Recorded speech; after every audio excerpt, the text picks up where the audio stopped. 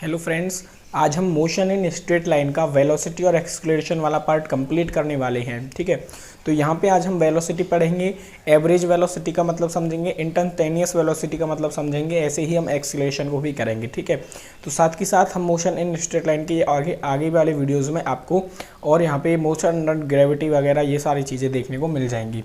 Velocity की बात करें तो वेलोसिटी क्या होता है आपका सिंपलीफाई देखिए, अगर वेलोसिटी आपकी दो तरह की होती है। ठीक है, वेलोसिटी आपकी दो तरह की होती है। एक होती है आपकी एवरेज वेलोसिटी, एक होती है आपके किसी इंस्टेंट पर बात करें तो instantaneous velocity.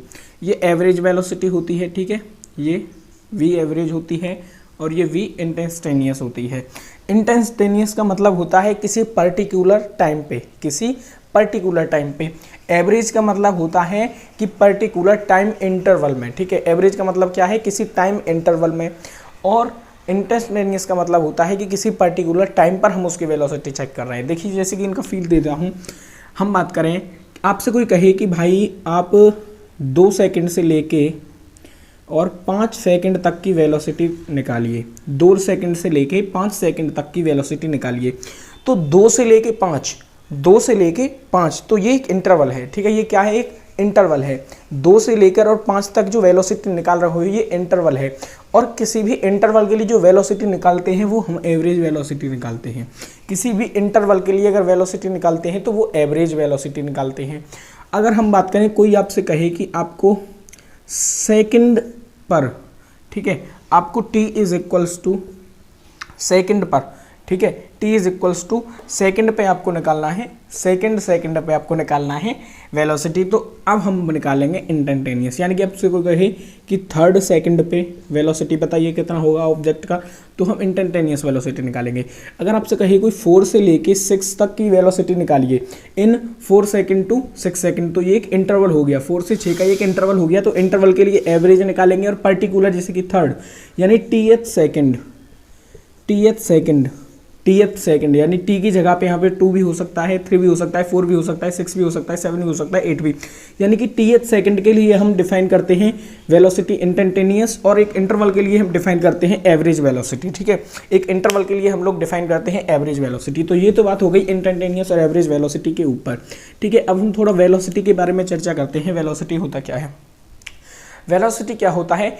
Change in position per unit time. ठीक है, change in position per unit time, यहां पे लिख सकते हैं आप change in position per unit time. ठीक है, तो भाई change in position per unit time. ठीक है, तो ये हो गई आपकी वेलोसिटी की डेफिनेशन, यानी कि किसी भी ऑब्जेक्ट की पोजीशन में विद रेस्पेक्ट टू टाइम कितना चेंज आ रहा है, किसमें, किसी ऑब्जेक्ट की पोजीशन में। तो ये होता है वेलोसिटी। तो एवरेज वेलोसिटी का जो फॉर्मूला हम लिखते हैं,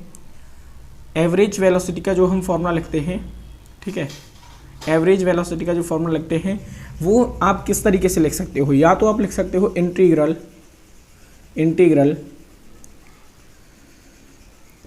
x dt। एक सेकंड में जरा मार्कर चेंज कर लेता हूँ। हाँ, अब ठीक है। चलिए, मैं क्या बोल रहा था, अगर आपको वेलोसिटी निकालनी है तो आप तो एक इस तरीके से निकाल सकते हो, इंटीग्रेशन करके। ठीक है, इंटीग्रेशन करके वेलोसिटी निकाल सकते हो। किस तरीके से? जो आपका x है, x का आप इंटीग्रेशन करोगे विद रेस्पेक्ट टू t, तो आपका एवरेज वेलोसिटी आ जाएगा। अगर हम बात करें इंस्टेंटेनियस वेलोसिटी की, यही हमारी मेन होती है, हम इंस्टेंटेनियस वेलोसिटी ही निकालते हैं। इंस्टेंटेनियस वेलोसिटी ही हम पूरे चैप्टर में निकालते हैं, एवरेज वेलोसिटी बहुत कम होता है। इंस्टेंटेनियस जो आपकी वेलोसिटी होती है, इसका जो आपका फॉर्मूला बनेगा वो होता है dx/dt। अब आप कहोगे ये dx/dt क्या होता है? x तो है आपका यहाँ पे पोजीशन, और t है आपका यहाँ पे टाइम, और dx/dt यानी कि पोजीशन का आपको डिफरेंशिएट करना है विद रेस्पेक्ट टू टाइम। ठीक है, dx/dt यानी यहाँ पे डिफरेंशिएशन होता है। ठीक है, इंस्टेंटेनियस वेलोसिटी आपके पोजीशन को डिफरेंशिएट करने से निकल सकती है, क्योंकि डिफरेंशिएट मैंने करना आपको इस वीडियो में सिखा दिया है। तो इस वीडियो का लिंक इस वीडियो के डिस्क्रिप्शन में मिल जाएगा, वहाँ से आप डिफरेंशिएशन सीख सकते हैं। यहाँ से आप फिलहाल कंसेप्ट पढ़ लीजिए। ठीक है, तो ये तो हो गई आपकी इंस्टेंटेनियस वेलोसिटी। ठीक है, इंस्टेंटेनियस वेलोसिटी। अब आपको एवरेज वेलोसिटी का मैं बता दूं, ये बहुत कम यूज होगा, इंटीग्रेशन से आप वेलोसिटी बहुत कम निकालोगे।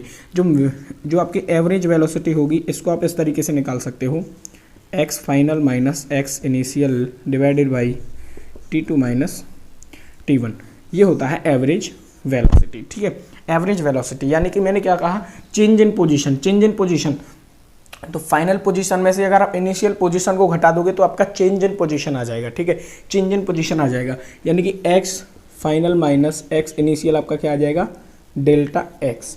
डेल्टा एक्स का मतलब क्या है, change in position. Change in position का मतलब समझिए, पोजीशन में कितना चेंज आ रहा है।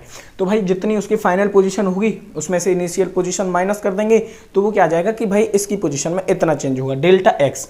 तो वेलोसिटी क्या होती है आपकी, delta x by delta T, या फिर इसको आप ये लिख सकते हो। ठीक है, यही delta x by delta T को ये यहाँ पे खोल के लिख दिया है। डेल्टा एक्स को x final minus x initial और डेल्टा टी को T2 माइनस T1, ये आपकी एवरेज वेलोसिटी, ये आपकी इंस्टेंटेनियस वेलोसिटी।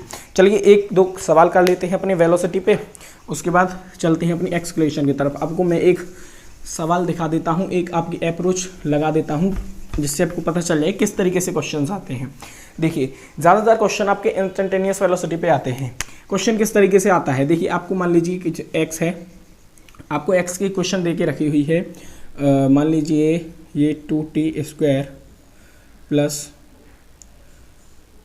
इसको मान लीजिए 4t, ये कोई आपका x का फंक्शन आपको दे के रखा है जो कि टाइम पे डिपेंड कर रहा है। x का फंक्शन दे के रखा है जो कि टाइम पे डिपेंड कर रहा है।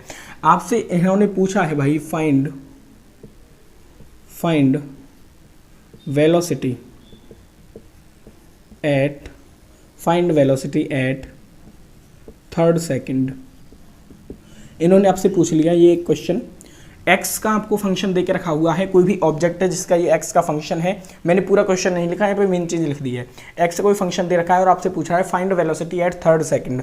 आपको थर्ड सेकंड पे वेलोसिटी निकालनी है। अब आप वही बात आ गई, ये कोई इंटरवल नहीं है, थर्ड सेकंड एक इंस्टेंट है, पर्टिकुलर इंस्टेंट पे पूछ रहा है वो आपसे, पर्टिकुलर इंस्टेंट यानी कि उसे थर्ड सेकंड पे ही चाहिए, उसे थर्ड सेकंड पे चाहिए। ठीक है, तो यहाँ इंस्टेंटेनियस वेलोसिटी निकालेंगे।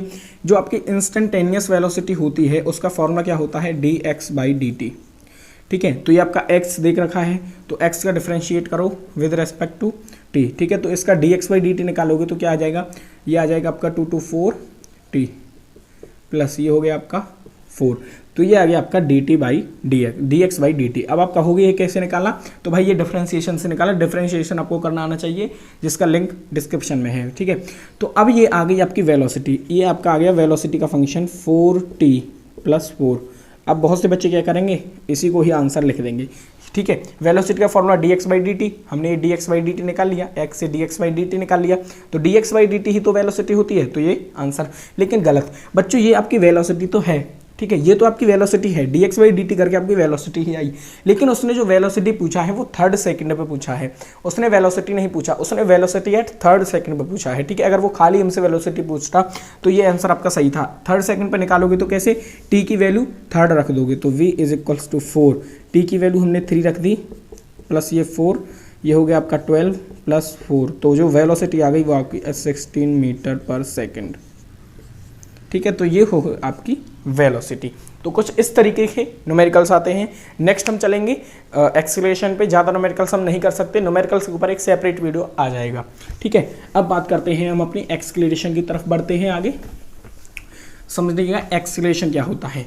जिस तरह से मैंने आपको फील दिलाया एवरेज और इंस्टेंटेनियस, एवरेज यानी कि कोई टाइम इंटरवल, ठीक है, एवरेज का मतलब किसी टाइम इंटरवल में हमसे पूछे, ठीक है, 4 to 5 सेकंड पूछे, 6 to 8 सेकंड पूछे, 5 to 10 सेकंड पूछे, ये इंटरवल। इंस्टेंटेनियस एट पर्टिकुलर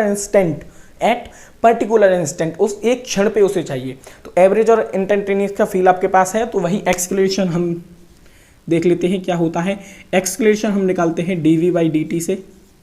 ठीक है, इसकी अगर डेफिनेशन क्या लिखना चाहोगे, देखिए यहाँ से जैसे v था, dx बाई dt था v, तो v की डेफिनेशन क्या थी, change in position per unit time. x क्या है, position, change in position per unit time, तो ये क्या हो जाएगा, change in velocity per unit time, change in velocity per unit time. ठीक है, तो आपके पास जैसे वेलोसिटी था इंस्टेंटेनियस और एवरेज, वैसे ही एक्सीलरेशन होता है इंस्टेंटेनियस और एवरेज। तो ये हमने जो dv बाई dt लिखा है, ये हमने लिखा है इंस्टेंटेनियस के लिए, ये हमने लिखा है इंस्टेंटेनियस के लिए। अगर ए एवरेज की बात करोगे तो v final minus v initial divided by t2 minus t1, ठीक है। Change in velocity v final minus v initial से ही तो आएगा, जैसे वहाँ change in position x final minus x initial, तो यहाँ पे change in velocity v final minus v11। किसी को ये डाउट तो नहीं है कि एक्सेलरेशन होता क्या है?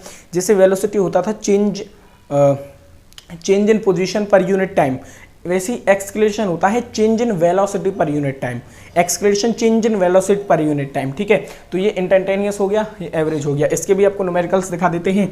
मान लीजिए आपको वेलोसिटी का फंक्शन दे दिया 2t² प्लस 3t प्लस 4 और आपसे पूछा है फाइंड एक्सेलरेशन, तो ये v है, तो एक्सेलरेशन कैसे आता है? dy/dt से, dv/dt, ठीक है।